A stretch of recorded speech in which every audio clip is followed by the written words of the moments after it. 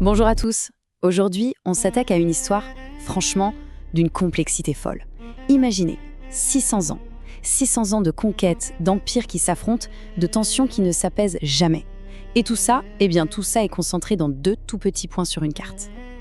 Ouais, regardez bien cette carte. Ceuta, Melilla. C'est minuscule, hein ? Quelques kilomètres carrés à peine. On pourrait passer à côté sans même les voir. Et pourtant, ces 2 villes, c'est une poudrière. Peut-être même les 2 enclaves les plus explosives de toute la Méditerranée, sans exagérer.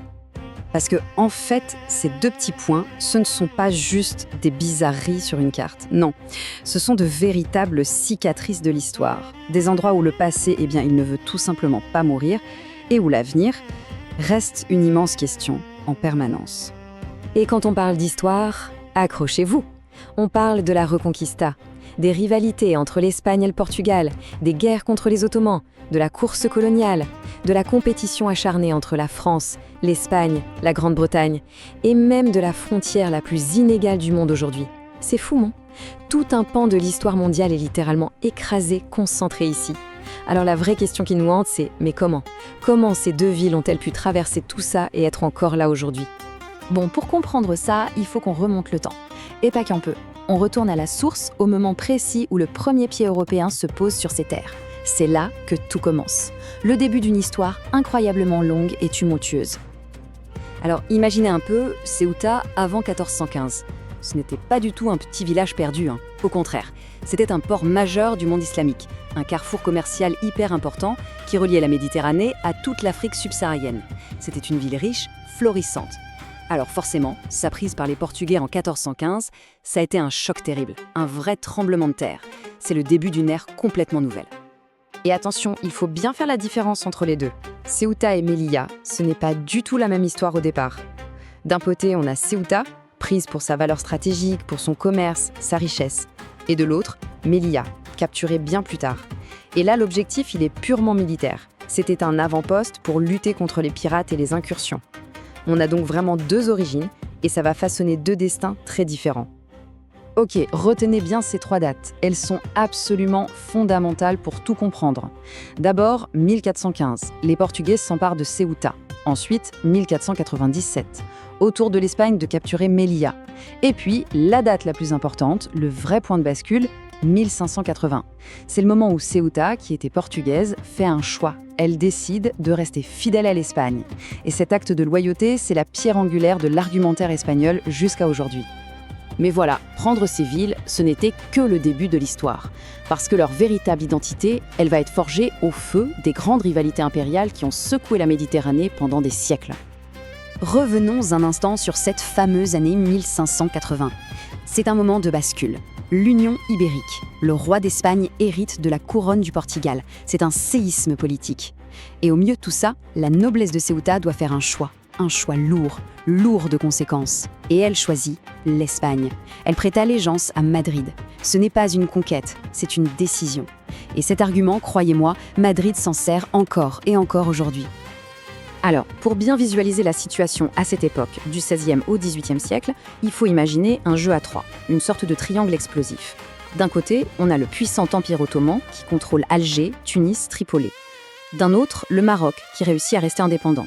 Et au milieu, l'Espagne qui va utiliser Ceuta et Melilla, non pas comme des colonies d'exploitation, mais comme des presidios, des forteresses, des verrous stratégiques pour se protéger de l'influence ottomane. C'est une position de tampon, de bouclier. Et puis tout bascule encore une fois avec la guerre d'Afrique, en 1859. Pour l'Espagne, c'est une affaire de fierté, de prestige national. Mais pour le Maroc, c'est une catastrophe. La défaite est totale, le traité qui suit est terrible, les enclaves sont agrandies, le Maroc doit payer des indemnités énormes. Ce n'est pas juste une défaite militaire, c'est bien plus profond que ça. C'est une humiliation géopolitique durable dont le souvenir va alimenter le nationalisme marocain pendant plus d'1 siècle. Allez, on fait un bond en avant, on arrive au XXe siècle. C'est l'ère des protectorats. Et là, il va se passer quelque chose d'assez paradoxal. C'est justement cette période coloniale qui va rendre le statut de Ceuta et Melilla encore plus spécial et encore plus compliqué.